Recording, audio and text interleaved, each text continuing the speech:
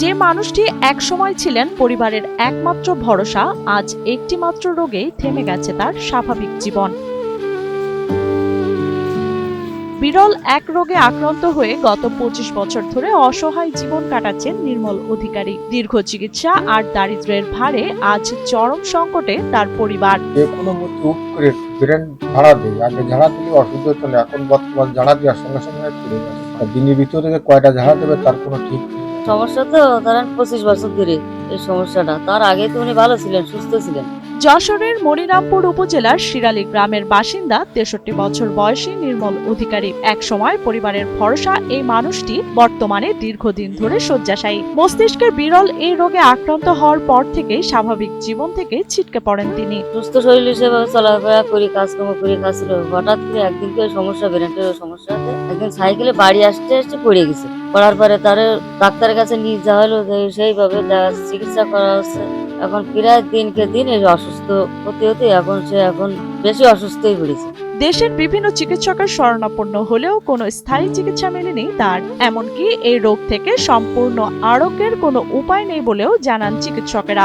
Doctor বললো যে বাবা তুমি চলে যাও, এই রোগের কোনো ওষুধ নেই। বর্তমানে প্রতিদিন অন্তত একবার করে জ্ঞান হারান নির্মল। একা চলাফেরা করতে না পারায় স্ত্রী ও সন্তানের সহায়তায় তাকে চলতে হয়। হাঁটতে গেলে বলছে হাঁটতে তেমন জোরে হাঁটতে পারবো না, হাঁটতে ওই যদি মাথায় উঠ করে ধাক্কা দেয় তত জেনে হেনে পড়ে যাবে। ডাক্তারও তো দেখানি, ভারত বাংলাদেশ ডাক্তার দেখায়। এখন আর পয়সা করি সেরকম ইয়ে নেই যে তারা যে ওষুধপত্র খাওয়ায়, তারা হয় না, অসুস্থ সেইভাবেই পড়িয়ে আছে। ব্রেনের সমস্যাটা দেখা দেয় তখন উনি মানে পড়ে যায়, দুর্বলে পড়ে যায়। এমনিতেই উনি ভালোভাবে চলাফেরা করতে পারে না, এমনি সবসময় জন্য দুর্বল, তো মানে পড়ে যায়।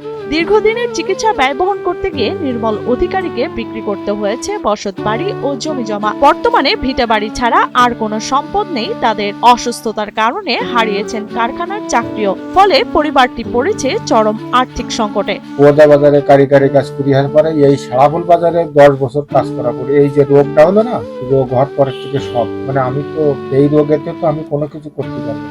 এই চিকিৎসা যে আমি হব এর কোনো পয়সা করি কোনো লাইন নেই। শুধু এই পিঠে বাড়িটুকু আছে। আর এমনি দিন আদায় হয়ে গেছি। মানে তার ডাক্তার দেখানো করে দিনা করে ডাক্তার তার দেখায় রেখায় এখন চারিদিকে দিন আদায় কিন্তু করে আছে। তার ওষুধ এখন আর কেনার কোনো সেরকম নেই। এই অবস্থায় সংসারের দায়িত্ব নিতে বাধ্য হয়েছেন একমাত্র ছেলে সবুজ অধিকারী। তিনি যশোর মাইকেল মধুসূদন কলেজে মাস্টার্স শেষ বর্ষের শিক্ষার্থী। পড়াশোনার পাশাপাশি একটি চায়ের দোকান চালিয়ে বাবার চিকিৎসা ও সংসারের খরচ চালানোর চেষ্টা করছেন তিনি। আমার বাবা তো দোকানদারি করতে পারে না, আমি এখন এই দোকানদারি আমি চালাচ্ছি। এই চার দোকানে যা বেচা কিনা হচ্ছে, এখন ওই কারোর ওষুধ কিনে মাঝে মাঝে চলে। আমাদের সংসার কোনোভাবে চলতেছে না, ওষুধ কেনারও দেখা সংসার টাকা জোগাড় হয় না, এভাবে আছে। পড়াশোনার ভিতর দিয়ে দেখা যাচ্ছে এই এখন দোকান কিছু তো করে তো খাতে হবে, তার জন্য এই দোকানদারি আমিই করতেছি, বাবা তো কিছু করতে পারে না।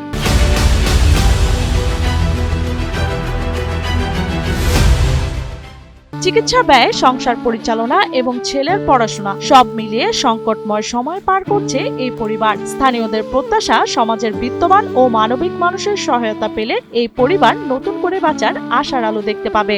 আমি চাই যে আমার স্বামী সুস্থই আসুক, এটাই তো আমি চাই। আমাদের আর্থিক সহযোগিতা যদি পায় তাহলে হচ্ছে উনি সুস্থ থাকে, আমরা মানে ভালোভাবে থাকতে পারি, আমার পড়াশোনা চালাই যেতে পারি। যারা সমাজের বিত্তশালী লোকজন, যারা হৃদয়বান লোক যারা আছে, তারা যদি তার পাশে যদি একটু দাঁড়ায়, তাদের একটু অর্থ সহায়তা করে বা তাদের যদি একটু সাহায্য সহানুভূতি করে, তাহলে এই পরিবারটা হয়তো বেঁচে থাকবে। ছেলেটা লেখাপড়া শিখতে পারবে, লেখাপড়া শিখে সে একটু কোনো কিছু করে চাকরি বাকরি করে এই সংসারটিকে সে বাঁচাতে পারবে। তার